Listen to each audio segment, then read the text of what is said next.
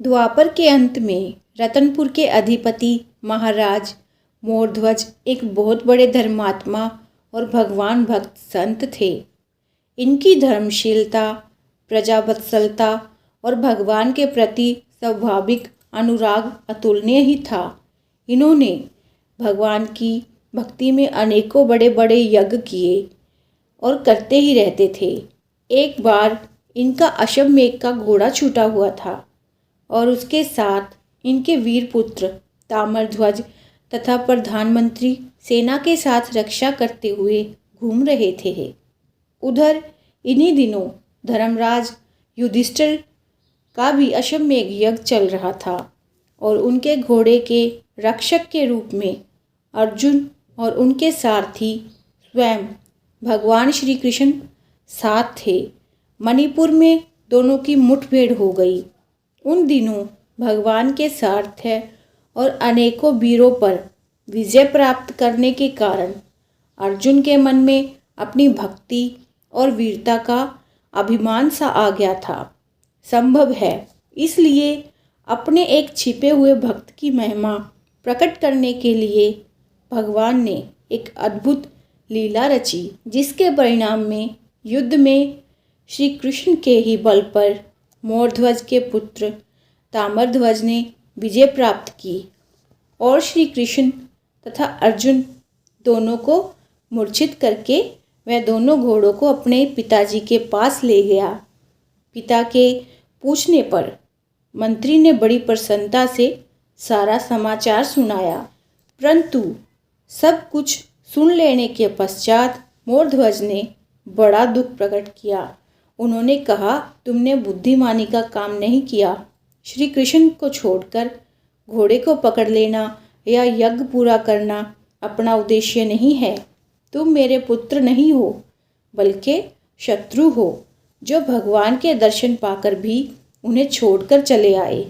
इसके बाद वे बहुत पश्चाताप करने लगे। उधर जब अर्जुन की मूर्छा टूटी तब उन्होंने श्री कृष्ण से घोड़े के लिए बड़ी व्यग्रता प्रकट की। भगवान अपने भक्त की महिमा दिखाने के लिए स्वयं ब्राह्मण बने और अर्जुन को अपना शिष्य बनाया और दोनों मोरध्वज की यज्ञशाला में उपस्थित हुए। इनके तेज और प्रभाव को देखकर मोरध्वज अपने आसन से उठकर नमस्कार करने वाले ही थे कि इन्होंने पहले ही आशीर्वाद दिया।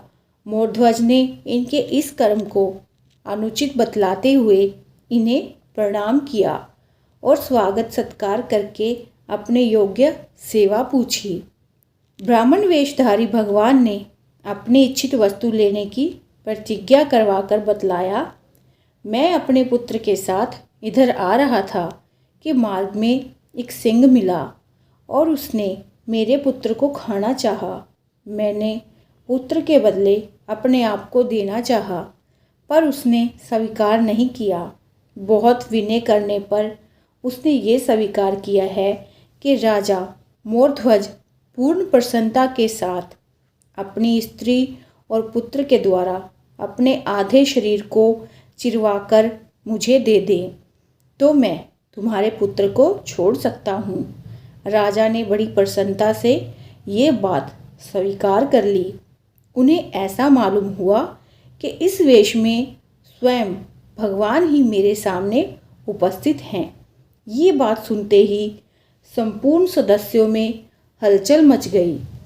साध्वी रानी ने अपने आप को उनका आधा शरीर बताकर देना चाहा, पर भगवान ने दाहिने अंश की आवश्यकता बतलाई। पुत्र ने भी अपने आप को पिता की प्रतिमूर्ति बताकर सिंह का ग्रास बनने की इच्छा प्रकट की, पर भगवान ने उसके द्वारा चीरे जाने की बात कहकर उसकी प्रार्थना भी अस्वीकार कर दी। अंत में दो खंबे गाड़कर उनके बीच में हंसते हुए और उच्च स्वर में भगवान के गोविंद, मुकुंद, माधव आदि मधुर नामों का स्वर उच्चारण करते हुए मोरध्वज बैठ गए और उनके स्त्री पुत्र आरा लेकर उनके सिर को चीरने लगे। सदस्यों ने आपत्ति करने का भाव प्रकट किया, परंतु महाराज ने ये कहकर कि जो मुझसे प्रेम करते हैं, मेरा भला चाहते हो, वो ऐसी बात ना सोचें, सबको मना कर दिया। जब उनका शरीर चीरा जाने लगा तब उनकी बाईं आंख से आंसू की कुछ बूंदें निकल पड़ी, जिन्हें देखते ही ब्राह्मण देवता बिगड़ गए और ये कहकर चल पड़े कि दुख से ही हुई वस्तु मैं नहीं लेता। फिर अपनी स्त्री की प्रार्थना से मोरध्वज ने उन ब्राह्मण देवता को बुलाकर बड़ा आग्रह किया और समझाया कि भगवान, आंसू निकलने का ये भाव नहीं है कि मेरा शरीर काटा जा रहा है, बल्कि बाई आंख से आंसू निकलने का ये भाव है कि ब्राह्मण के काम आकर दाहिना अंग तो सफल हो रहा है, परंतु बायां अंग किसी के काम न आया। बाईं आंख के खेद का यही कारण है। अपने परम प्रिय भक्त मोरध्वज का ये विशुद्ध भाव देखकर भगवान ने अपने आप को प्रकट कर दिया। शंख चक्र गदाधारी चतुर्भुज पीतांबर पहने हुए मयूर मुक्ति प्रभु ने अभयदान देते हुए उनके शरीर का स्पर्श किया और स्पर्श पाते ही मोरध्वज का शरीर पहले की अपेक्षा अधिक सुंदर, हुष्ट-पुष्ट और बलिष्ठ हो गया। वे भगवान के चरणों पर गिरकर स्तुति करने लगे। भगवान ने उन्हें तावना दी और वर मांगने को कहा। उन्होंने भगवान के चरणों में अविचल प्रेम मांगा और आगे चलकर वे भक्तों की ऐसी परीक्षा ना लें, इसका अनुरोध किया। भगवान ने बड़े प्रेम से उनकी अभिलाषा पूर्ण की और स्वयं अपने सिर पर कठोरता का लांछन लेकर भी अपने भक्त की महिमा बढ़ाई। अर्जुन उनके साथ ही साथ सब लीला देख रहे थे। उन्होंने मोरध्वज के चरणों पर गिरकर अपने गर्व की बात कही और भक्त वत्सल भगवान की इस लीला का रहस्य अपने घमंड को चूर करना बतलाया।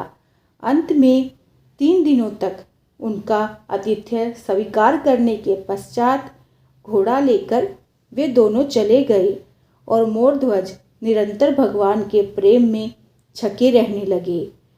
तो अगर आज की कहानी आपको अच्छी लगी हो तो प्लीज़ वीडियो को लाइक, शेयर और चैनल को सब्सक्राइब कर दें।